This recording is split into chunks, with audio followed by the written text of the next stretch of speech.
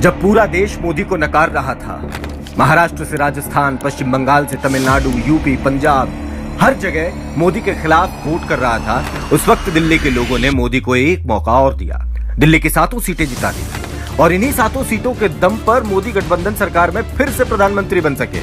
लेकिन पीएम मोदी ने जीतने के बाद एक बार फिर अपना असली रूप दिखाया और प्रधानमंत्री बनने के 24 घंटे के अंदर ही दिल्ली वालों का पानी रोक दिया।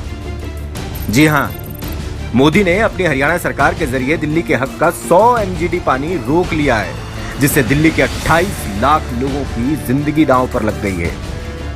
अपर यमुना रिवर बोर्ड में यमुना के जल बंटवारे का समझौता हुआ। इसमें हरियाणा को हर रोज 6500 MGD पानी मिला और दिल्ली को लगभग 6 गुना कम यानी सिर्फ 1005 MGD पानी ही मिला, जबकि दोनों जगह 3-3 करोड़ लोग रहते हैं। अब इस 1005 MGD में से 613 MGD पानी हरियाणा से आता है। इसी पानी में पीएम मोदी ने गंदी राजनीति का अपना खेल खेला है। उन्होंने अपनी हरियाणा सरकार से 100 MGD पानी रुकवा दिया और दिल्ली में भीषण गर्मी के बीच सिर्फ 513 MGD पानी छोड़ा। 100 MGD कम पाने का मतलब है कि दिल्ली के 28 लाख लोगों को पानी नहीं मिल रहा। क्या क्या नहीं किया दिल्ली की जल मंत्री आतिशी ने दिल्ली के 28 लाख लोगों को मिलने वाले इस पानी के लिए। प्रधानमंत्री को चिट्ठी लिखी, केंद्रीय जल शक्ति मंत्री से मिलने आम आदमी पार्टी के विधायक गए, दिल्ली सरकार सुप्रीम कोर्ट तक चली गई।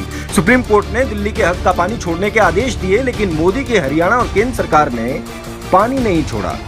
यही नहीं, बीजेपी ने अपने गुंडों से दिल्ली जल बोर्ड का दफ्तर तक तुड़वा दिया, पानी की पाइप तोड़ दी, पानी लीक कर दिया। वो तो दिल्ली सरकार की मुस्तैद टीम का कमाल है कि गुंडों की हर हरकत के बावजूद दिन रात काम करके दिल्ली वालों की सेवा में लगे रहे और किसी तरह पानी पहुंचाते रहे। लेकिन अब दिल्ली का कष्ट हद के पार चला गया है, जिसे दिल्ली की जल मंत्री आतिशी अब नहीं देख पा रही है। इसलिए उन्होंने पानी न मिलने तक अनिश्चितकालीन अनशन का ऐलान कर दिया है।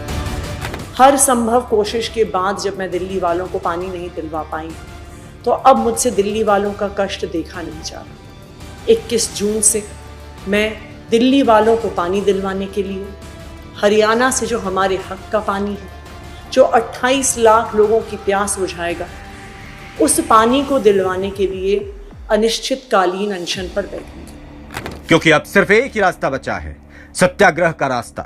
और अरविंद केजरीवाल के सिपाही जनता के लिए अपनी जान दांव पर लगाने से डरते नहीं, चाहे कुछ हो जाए। आज के ये नेता जनता के हित के लिए आखिरी सांस तक लड़ेंगे।